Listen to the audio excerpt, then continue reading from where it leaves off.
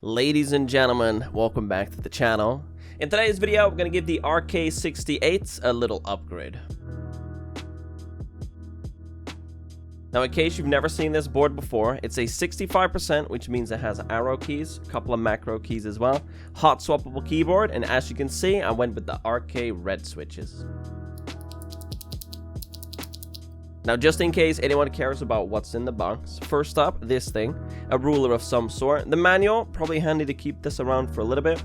A couple of extra switches, I actually managed to break one, so these came in pretty handy. A USB-C cable, not braided, and then finally a keycap / switch puller. Not sure if this one's any good, but you know, it's a nice addition.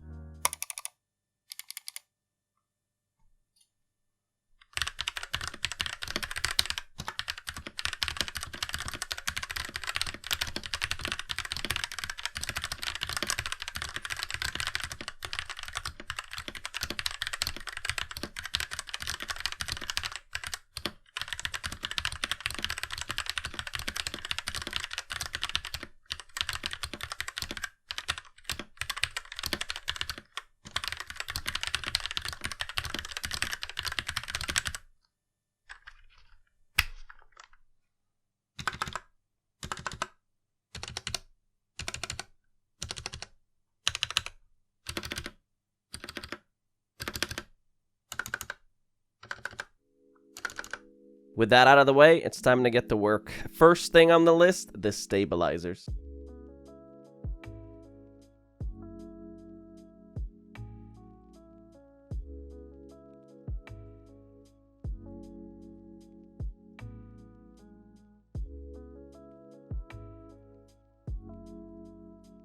Now, I'm gonna be honest with you, I couldn't be bothered trying to fix the stock stabilizers. Instead, picked up some cherry plate mount stabilizers, clipped them, holy modded them, looped the housings with Krytox 205 grade 0, and then put some dielectric grease on the wires. And honestly, they came out pretty well.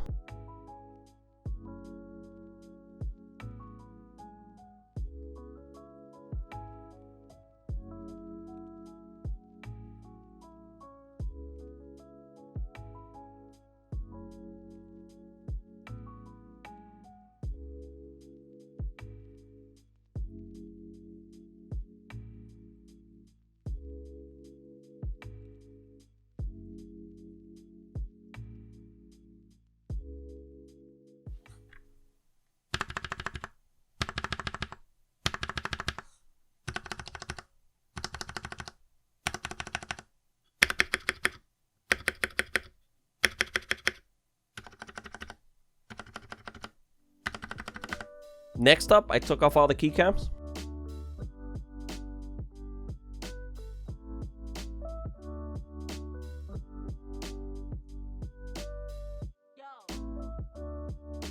Took out all the switches.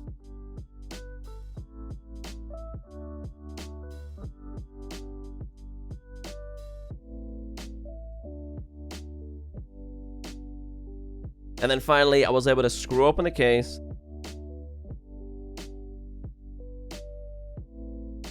Take out the PCB, and of course remove the plate from the PCB.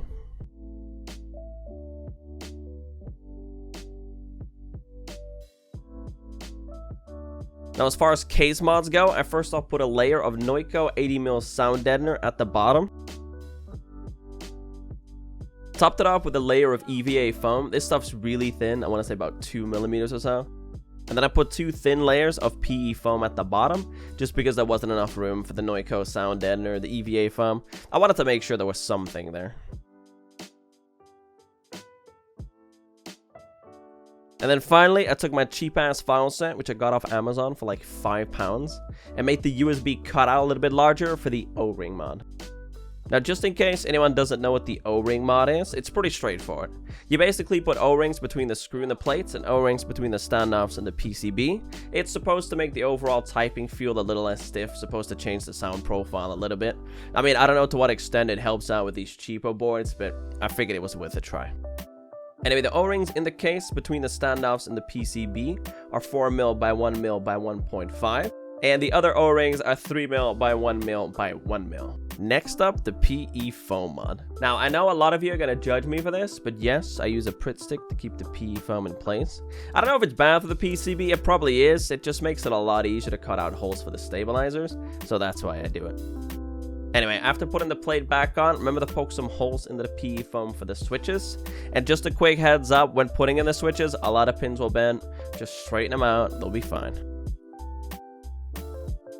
Now before you start freaking out, yes, I lubed the switches with Krytux Duo 5 Grade 0. I was trying to record the process, but I hold the switches so close to my face that it's almost impossible to record without getting my nose in it. So figured I would just cut it out. And for those that care, the keycaps on the board are a GMK Shoko clone that I got off AliExpress.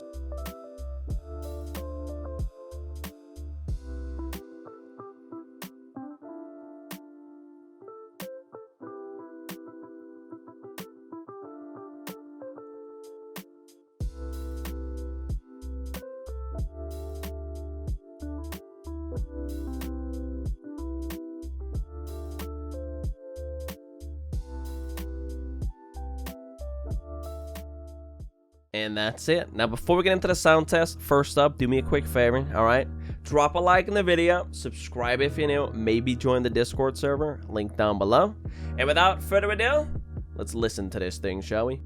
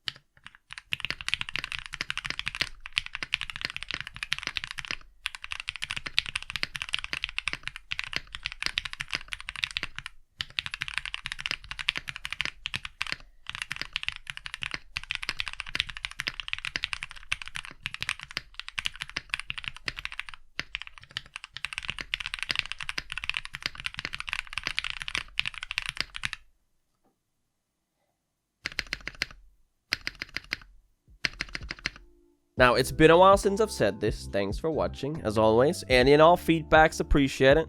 If there's something you'd like me to try in a future video, just let me know down below. That being said, I'll see you in the next one.